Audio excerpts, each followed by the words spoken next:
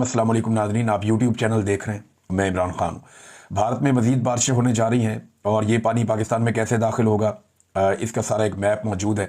मैं चीज़ें भी आपके साथ शेयर करता हूँ क्योंकि मकबूजा कश्मीर में, जम्मू के इलाके में, नीचे इंडियन पंजाब में यहाँ बारिशों की, बड़ी शदीद बारिशों की पेशन गोई है।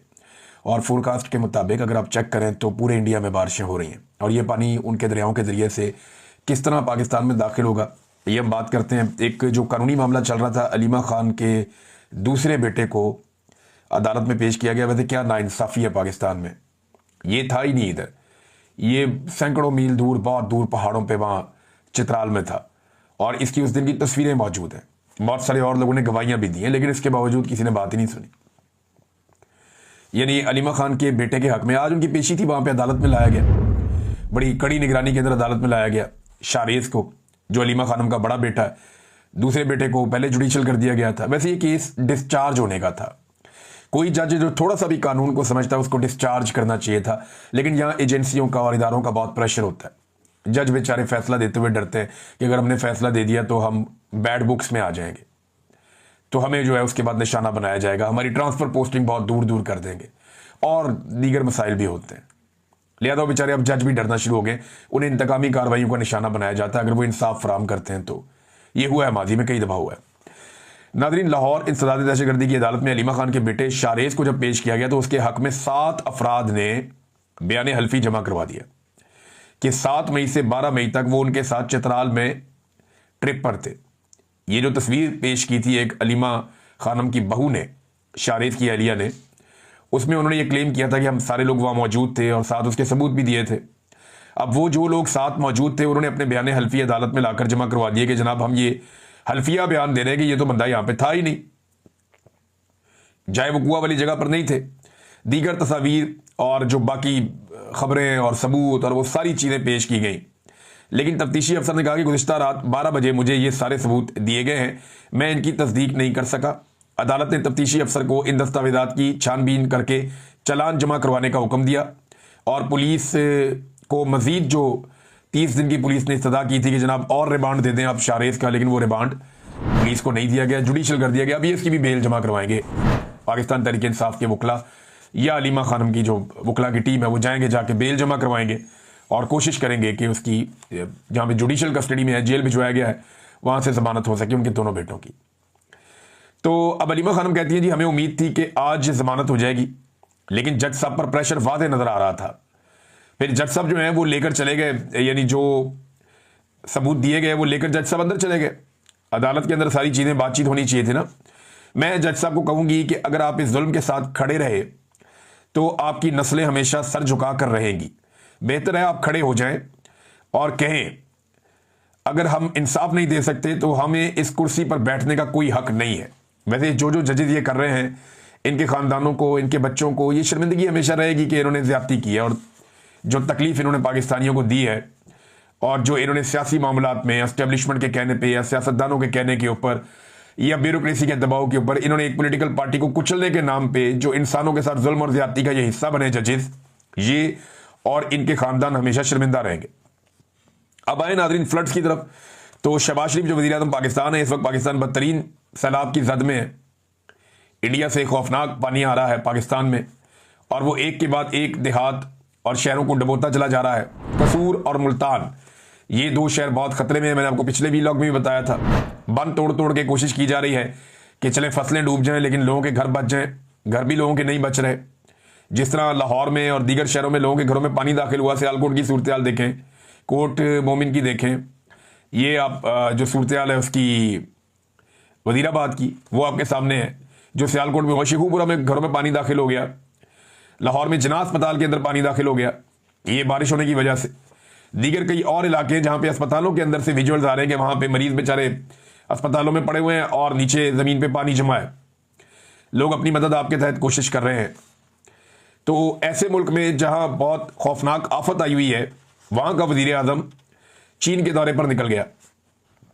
भाई वज़ीर खारजा को भेजते, किसी भी मुल्क में ऐसी आफत आएगी तो दौरा कैंसिल करेगा वज़ीर आज़म वहाँ का। वो कहेगा नहीं मैं अभी नहीं जाता, मैं ये रिलीफ एक्टिविटीज़ हो रही हैं, मैं यहाँ निगरानी करूँगा, मैं बैठूँगा, मेरे लोग मारे जा रहे हैं, एक खौफनाक सैलाब आया हुआ है। जिसको 88 के बाद अब तक का बड़ा सैलाब कहा जा रहा है, और उससे निपटने के लिए नाअहल हुक्मरान बैठे। देखिए, शहबाज शरीफ को अपनी औकात पता है, उन्हें आइडिया है कि उन्होंने करना कुछ नहीं है और ना उनसे होना है कुछ। यही बात मरियम नवाज के लिए है कि जिस वक्त पाकिस्तानी डूब रहे थे तो मरियम नवाज जो है वो जापान का टूर लगा रही थी, family and friend tour with TikTokers, cameraman, makeup artist, सब नौकरानियां सारे के सारे पहुंचे हुए थे। अब जनाब शहबाज शरीफ साहब चले गए चाइना का दौरा करने के लिए, 6 रोजा दौरे पर रवाना। अगली खबर क्या आएगी पहले बताता हूं, क्योंकि मैं इनको बड़ी अच्छी तरह जानता हूं। मैंने आपको पहले बताया था ना कि ये वापस आके हेलीकॉप्टर पे चढ़ेंगे, फिर ये कश्तियों पे चढ़ेंगे, फिर ये अपनी फोटोज लगवाएंगे, फिर ये वीडियोज और टिकटॉक बनवाएंगे, और उसके बाद ये ड्रामेबाजी करेंगे। फिर राशन के थैलों के ऊपर अपने टब्बर की तस्वीरें या अपनी तस्वीरें लगा के ये लोगों को राशन बांटेंगे। उसके बाद अपनी जाती प्रमोशन पे करोड़ों अरबों रुपया खर्च करेंगे, मीडिया में इश्तिहारात लगाए जाएंगे, अपनी प्रमोशन करेंगे, लोगों को नहीं बचाएंगे, और एंड में ये सलाबतगान की इमदाद खा जाएंगे जो बाहर से आएगी। हर दफा ये सलाबतगान की इमदाद खा जाते हैं, और इतना भी खाई है इन्होंने। 2022 की इमदाद कहां लगी लोगों के ऊपर? कोई नहीं लगी। जो पैसा प्लज हुआ था आलमी सतह पे, जिसके बड़े बड़े दावे किए जा रहे थे, वो पैसा तो आवाम पे नहीं लगा। तो अब कोई आपको पैसा क्यों देगा जब आपने पिछली मर्तबा जो पैसा आपको दिया गया था वो आवाम पर लगाकर रिपोर्टें वापस जमा नहीं करवाई? इन्हें लगा कि शायद आइंदा कभी जरूरत ही नहीं पड़ेगी मदद की, या फ्लड आएगा ही नहीं, तो खा जाओ ये पैसा। ये तो आज के अंदर जीते, इन्हें लगता है कि पाकिस्तान छोड़ के भाग जाएंगे, सारा पैसा इन्होंने खा जाना है। जो एशियन डेवलपमेंट बैंक ने पैसा दिया था पाकिस्तान को लगाने के लिए, पाकिस्तान पे ये मिलियंस ऑफ डॉलर्स थे, तो जो पैसा एशियन डेवलपमेंट बैंक ने दिया था, बजाय वो पैसा पाकिस्तानियों पे खर्च करके रिपोर्ट दी जाती, उस पैसे से यानी उसका एक हिस्सा जो है उससे सामान खरीद के वो रख लिया गया और तुर्की और शाम भिजवा दिया गया बाद में अपने नंबर टांगने के लिए। तो पाकिस्तानियों से ज्यादा इनको दूसरे अधीन है। पाकिस्तानियों को बेयारो मददगार छोड़ दिया, उनके घर भी तामीर नहीं किए, उनको कंपनसेट भी नहीं किया, उन्हें सहूलतें भी नहीं दी, जबकि बाहर अपने ताल्लुकात, और वो भी जाती नौयत के ताल्लुकात बनाने में खानदान मसरूफ रहता है। अब करेंगे क्या, ये मैं आपको बताता हूं। पहले भी आपको बताया था वही हुआ, अब भी वही करेंगे। अब शहबाज शरीफ के बारे में खबर आएगी थोड़ी देर के बाद, और यह मुमकिन है कि यह खबर आए कि वो कहा जाएगा कि जनाब पाकिस्तान में सैलाब के पेश नजर वजीर आजम अपना दौरा मुख्तसर करके वतन वापस रवाना। तो उसको अब स्पाइडरमैन बनाया जाएगा, हीरो बनाया जाएगा कि जनाब सुपरमैन है, वापस आ रहा है, पानी निकालेगा, ये करेगा, वो करेगा। और भाई जाने की जरूरत क्या है? इस वक्त आप एक बात कर सकते हैं चीन के साथ, उन्हें आप कह सकते हैं कि जी हमारे मुल्क में फ्लड्स आए हुए, सूरत ठीक नहीं है, ये दौरा नहीं बनता, हम बाद में आते हैं, रीस्केड्यूल करते हैं इसको। लेकिन वो चले गए हैं, और ये मुझे पता है कि वो एक आधा दिन पहले आके ना, एक आधा दिन जल्दी आके वो कहेंगे जी वजीर आजम ने कुर्बानी दी है कौम के लिए, और एक दिन पहले आके उन्होंने बड़ा काम किया है, या 2 दिन पहले या 1 दिन पहले दौरा मुख्तसर करके वजीर आजम पाकिस्तान हंगामी तौर पर पाकिस्तान वापस पहुंच गए। पाकिस्तान एयरफोर्स के तैयारे को ना इस खानदान ने चिंची रिक्शा बनाया हुआ है, एक उतरता है, दूसरी चढ़ जाती है, वो उतरती है, फिर दूसरा चढ़ जाता है। तो चिंची रिक्शा बना के रख दिया पाकिस्तान एयरफोर्स के तैयारे को इन्होंने। ये गरीब मुल्क है, ये तैयारा लेकर अपना टब्बर देके ये पहुंच जाते हैं जहां इनका दिल करता है, और वहां जाके ये अयाशियां करते हैं। अब एक अजीबोगरीब चीज सामने आई इनकी जानिब से, 2 चीजें हैं। एक वो कहते हैं जी जो लोग गए उन्होंने अपने टिकट खरीदे, तो हसन निसार साहब ने बड़ा ठीक सवाल उठाया कि ये एयरफोर्स कब से अपने टिकट बेचना शुरू हो गई? पाकिस्तान एयरफोर्स जिसने अभी भारतीय तैयारों को धूल चटाई है, उनका बड़ा नाम है, तो क्या उन्होंने कमर्शियल एक्टिविटीज शुरू कर दी है और टिकट बेचना शुरू कर दिए हैं कि टिकट खरीदे थे लोगों ने जो बैठ के इस तैयारे में गए थे? वजीर आजम के मुशीर की हालत देखेंगे, नेशनल टेलीविजन पे बैठ के वो क्या कह रहा है? वो कह रहा है जी देखे ना, इंतजामिया के और हुकूमत के लोग थे 14-15, तो बाकी सीटें तो खाली जानी थी ना, तो जहाज की जो खाली सीटें जानी थी अगर उनमें लोग चले गए तो क्या हुआ? फिर वो ताड़ी सोचते होते भाई। इस तरह तो पीआईए को भी चाहिए कि जो टिकटें उनकी ना बिके, जो खाली रह जाए, उसमें मुफ्त में लोगों को बिठाए और बिठा के ले जाए। ये क्या तो अजीदी है भाई? अगर लोग कम थे आप कमर्शियल तैयारे पे जा सकते थे, आप कोई और परवाज इस्तेमाल कर सकते थे, लेकिन यहां पे क्योंकि अयाशी इस खानदान की घुट्टी में पड़ी है और ये माले मुफ्त दिले बेरहम, यानी इन्हें ये लगता है कि ये जो कौम का पैसा है इसको जहां मर्जी लुटाया जाए, जहां मर्जी उड़ाया जाए, और इन्हें कोई फर्क नहीं पड़ेगा। और हालत इनकी क्या है ये देखें, 2 तस्वीरें आपको मैं दिखाता हूं। ये 2 तस्वीरें सोशल मीडिया पे बहुत ज्यादा वायरल है, और ये तस्वीरें खिंचवाने का मकसद भी शायद यही था कि ये वायरल होनी। एक तस्वीर आप देखें, ये इसमें आपको नजर आएगा अलीम खान, और साथ आपको ये 2 सूबाई वजीर, टिकटॉकर हुकूमत की 2 रूहे रवां। ये आप 3 लोगों को देखें, ये सैलाब के पानी को देखकर खुश हो रहे हैं। ये तस्वीर जो है वो अक्कासी कर रही है कि हुक्मरान और अवाम इनमें फासला कितना ज्यादा है, ये एक दूसरे से कितने दूर हैं अवाम और हुक्मरान। हुक्मरान जो है उनका दाव लग गया है, उन्हें मिलिट्री एस्टेब्लिशमेंट ने लाकर जाली हुकूमत दे दी है, और अब वो खुश है कि अवाम ने हमें वोट नहीं ना दिया। इनके साथ यही होना चाहिए, इनको डूबना चाहिए। और ये खुशियां इनके चेहरे पे आपको नजर आ रही हैं, तमकनत देखें, खुशी देखें, मुसर्रत देखें इनके चेहरों के ऊपर। और पीछे खड़े हुए जितने लोग हैं उनमें से किसी के चेहरे पे आपको ये वाली फिरौनियत नजर नहीं आएगी। हालांकि वो इनके साथ ही आए हुए हैं, लेकिन बाकी लोगों के चेहरों पे संजीदगी है, लेकिन इनके चेहरों पे जो खुशी है वो दीदनी है, वो आपको दिखाई दे रही है। तो ये तस्वीर मौजूदा रजीम की पूरी पिक्चर पेश करी। आर्मी चीफ को बुलाया, वो फ्लड के मुआयने के लिए गए, उनके लिए भी कारपेट बिछा हुआ था। वजीर कानून साहब गए, उनके लिए भी कारपेट बिछा हुआ था। यानी ये सैलाब के मुतासरीन के लिए भी जहां जा रहे हैं वहां इनको कारपेट बिछा बिछा के इनके इस्तकबालिये दिए जा रहे हैं। ये जनाब सैलाब मुतासरीन की मदद करेंगे। दूसरा, ये एक और तस्वीर देखें आप। ये एक साहब आपको नजर आ रहे हैं, पैंट, टाई, कोट, सर के ऊपर एक टोपी पहनी हुई है जबरदस्त किस्म की, और हाथों में इन्होंने एक ट्रंक उठाया हुआ है। और ये साहब जो हैं, ये उस ट्रंक के जरिए से सैलाब मुतासरीन को, उसको उठा के एक बेड़ी के ऊपर से सैलाब मुतासरीन को रेस्क्यू कर रहे हैं। है कोई ड्रामेबाजी इससे बड़ी? ये बंदा कौन है पहले आप ये देख लें। ये मुजफ्फरगढ़ का डीसी है, मुबैना तौर पे जो सोशल मीडिया पे इसके बारे में इतला है, मैं ज़ाती तौर पे इसको नहीं जानता, लेकिन ये मुजफ्फरगढ़ का डीसी है। और इसके आसपास जो वीडियो बनाने वाले लोग हैं ना, जिनके हाथों में मोबाइल और कैमरे नजर आ रहे हैं, वो तकरीबन 7 लोग तो इस तस्वीर में नजर आ रहे हैं जो इसकी वीडियो बना रहे हैं। और ये बंदा एक ड्रेस शूज पहन के, पैंट कोट पहन के, और इसको एक माइक भी लगा हुआ है। अगर आप गौर से देखें तो पाकिस्तान के झंडे के नीचे इसके सीने पे एक माइक भी लगा हुआ है, और जबरदस्त किस्म का महंगा चश्मा और घड़ी पहन के ये बंदा सैलाब मुतासरीन की मदद के लिए निकला। यानी ये कौम को गुलाम समझते हैं, ये हमें बेवकूफ समझते हैं। भाई तुमने ड्रामेबाजी करनी है, तुम जाके दफ्तर में बैठोगे कपड़े पहन के। ये सैलाब मुतासरीन की मदद वाले कपड़े हैं। इनको ना सबको टिकटॉक्स का शौक पड़ गया, क्योंकि टिकटॉकरियों की हुकूमत है ना पंजाब में, तो हर कोई टिकटॉक बनाना शुरू हो गया। ये जो इतने बंदे खड़े हुए ना, ये 30 सेकंड के अंदर ये सारा सामान उठा के बाहर रख सकते हैं। और ये बेड़ी है, ये कोई सरकारी इमदाद की चीज नहीं है। ये वहां के किसानों के पास, ये अपनी मदद आपके तहत इसको चलाते रहते हैं। वहां पे ये बेड़ियां दरियाओं के अंदर मौजूद है। दरिया सिंध में भी हैं, रावी में भी हैं, चनाब में भी हैं, जेल में भी हैं। हर दरिया के अंदर ये बेड़ियां मौजूद हैं। किसानों ने अपनी क्रॉसिंग के लिए रखी हुई है, जहां पे पुल नहीं है, वो इनके ऊपर ट्रैक्टर ट्रालियां भी लेकर चले जाते हैं। तो ये डीसी का ड्रामा आप चेक करें नाज़रीन। ये लोग ना टिकटॉक्स पे लग गए हैं सारे के सारे।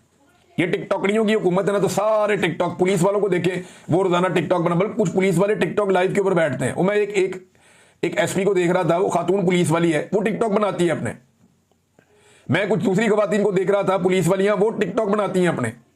भी जब उनकी वज़ीर आला टिकटॉकर बनी हुई है तो बाकी सारे भी यही काम करेंगे। तो टिकटॉकरियों की हुकूमत के अंदर ये टिकटॉक्स ही चल रहे हैं।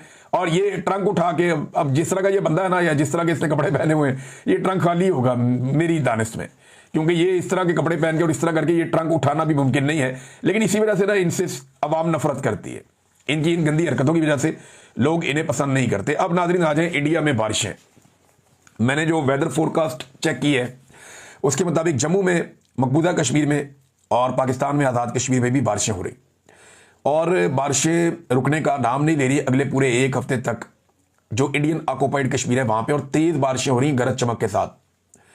तो वो जो सारा पानी है वो दरिया झेलम में, दरिया चनाब में इस तरफ आएगा, और रावी की तरफ भी पानी आएगा बहुत तेजी से, क्योंकि इंडिया के अंदर भी फ्लड आया हुआ है। वहां से भी कुछ, अभी इंडिया में मैंने देखा वहां की एक ब्यूरोक्रेट है खातून, वो भी काम कर रही है पुलिस वालों के साथ मिलकर, लेकिन उसका रवैया, उसका अंदाज बात करने का देखकर मेरे दिल से उसके लिए दुआ निकली खातून के लिए, कि वो अवाम से ऐसे बात कर रही है जैसे कि वो वाकई अवाम से तनख्वाह लेती है, और वो प्यार से बात कर रही है, उन्हें कायल कर रही है कि चले यहां से। पाकिस्तान में तो जनाब पुलिस वाले के साथ खड़ा होता है ना, वो डंडा उसने हाथ में पकड़ा हुआ, तो चलो भाई अगे लग, निकलो तो बड़ा नहीं तो मैं पर्चा दे देगा। यहां पे तो जो लोग मदद मांगते हैं उनको धमकी दी जाती है, खबरदार अगर तुमने ऊंची आवाज में मदद मांगी पर्चा दे देंगे तुम पे, ये किया जाता है। लेकिन उधर मैंने देखा वो इतने प्यार से, वो एक सरकारी ऑफिसर है, उसके साथ कोई पुलिस वाले हैं। यानी ये ब्यूरोक्रेसी को सीखना चाहिए कि ये कोई डिक्टेटर नहीं है, ये अवाम के पैसों से तनख्वाह लेते हैं, ये अवाम के नौकर चाकर हैं। तो अवाम की नौकरी ऐसे नहीं की जाती है पैंट कोट लगा के, टाई लगा के। आपने अगर सलामत खान की मदद करनी है तो वो वाले कपड़े में और इसमें मदद की जाती है, रेस्क्यू के कपड़े पहन के आओ। ये सिर्फ टिकटॉकर हैं और कुछ भी नहीं है, ये वही काम कर रहे हैं। नाज़रीन इंडिया से जो है वो पानी का फ्लो आएगा दोबारा आपके दरियाओं में। पंजाब में भी, इंडियन पंजाब में भी बहुत ज़्यादा बारिश हो रही है। दरिया ब्यास का जो इलाका इंडिया में, वहाँ पे एक बड़ा कैशमेंट एरिया बना हुआ है, वहाँ तेज़ बारिशें हो रही हैं। ये पानी आएगा तो कसूर और मुल्तान ज़्यादा खतरे में है, जबकि बाकी बहुत सारे दही इलाकों में बंद तोड़ तोड़ के पानी छोड़ा जा रहा है। दरियाए सिंध के अंदर जो सैलाबी सूरत हाल है वो बुध वाले दिन से बताया जा रहा है कि पैदा हो जाएगी। यानी जो एक बड़ा सैलाबी रेला है वो जब दरियाए सिंध से गुजरेगा तो वो बुध वाला दिन होगा और तब वहाँ पे सैलाबी सूरत हाल बनेगी। और 2022 का अभी तक जख्म लोगों का हरा था, लोग अपनी कमर सीधी नहीं कर पाए थे कि ये एक और बड़ा सैलाब सिंध की जानिब जा रहा है। इससे लगभग 2 मिलियन लोग मुतासर होंगे दरियाए सिंध के साथ रहने वाले सिंध के इलाकों में, और जो पंजाब के कच्चे के इलाके हैं वो भी बहुत बुरी तरह मुतासर होने जा रहे हैं। ये नादरीन इस वक्त पानी की सूरत हाल है जो अभी नहीं रुक रही और आने वाले चंद दिनों तक ये सूरत हाल बरकरार रहेगी। जो वेदर फोरकास्ट है वो तो ये कह रही है। लाहौर में भी बारिशें हो रही हैं, झेलम में हो रही हैं, यानी पंजाब के डिफरेंट शहरों में अलग से बारिशें हो रही हैं। उन बारिशों का पानी भी खड़ा हो रहा है जो नहीं निकाला जा पा रहा। ये क्या करेंगे फिर बताता हूं आपको। सैलाब का एक फिनोमेना जब आता है ना तो सैलाब का पानी उतर जाता है वक्त के साथ साथ, यानी ये समंदर में जाके गिरना है ना अल्टीमेटली। ये पानी जब गुजर जाएगा, अपने डैम्स तो बनाए नहीं जो हम सेव कर लेंगे, तो ये पानी गुजर जाएगा और गुजर के समंदर में चला जाएगा। फिर होगा ये कि चंद जगहों का इंतखाब किया जाएगा, वहां पे मेकअप किया जाएगा सड़कों को टिकटॉक करके, कुछ जगहों पे टिप टॉप, और फिर ये टिकटॉक बनाने के लिए पहुंच जाएंगे और ये 4-5 जगहों पे वीडियोस और तस्वीर जारी करके बताएंगे कि मरियम नवाज ने कमाल कर दिया था, चंडे गाड़ते तो ये तो वो। लेकिन गरीब आदमी अपनी जिंदगी जीरो से शुरू करेगा। किसान जो बर्बाद हो गया था, इन्होंने गंदम में किसान को बहुत मारा। दुनिया का कोई कारोबार नहीं है जिसमें 2 महीने में पैसा डबल हो जाए। इतना तो डबल शाह भी नहीं करता था, ये डबल शाह हुकूमत है। इन्होंने जो किया किसान के साथ, उनसे गंदम खरीदी 1800 2000 फी मन, और आज उसकी कीमत पहुंचा दी है 3500 रुपए तक, और ये और ऊपर जाएगी क्योंकि गंदम के जखीरे भी तबाह हो रहे हैं। किसान के घर से दाने निकल गए हैं। अगली मरतबा गंदम लगाने के उसके पास पैसे नहीं है, और गंदम लगाने की तैयारी वो कैसे करेगा? सैलाब खड़ा हुआ है बहुत सारी जगहों पे।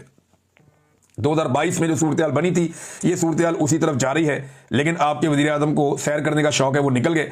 और कड़ा सैयद वाला वहां पे बहुत नुकसान हुआ है, इंफ्रास्ट्रक्चर का बहुत बड़ा नुकसान हो रहा है पाकिस्तान में, और इस नुकसान से बचने के लिए पूरी रियासती इंतजामिया को और मशीनरी को काम करना पड़ेगा। और मैं एक चीज आपको और क्लियर कर दूं कि अगर हुकूमत इमरान खान की भी होती या कोई बहुत ही शानदार एडमिनिस्ट्रेटर कोई और होता, उसकी भी हुकूमत होती।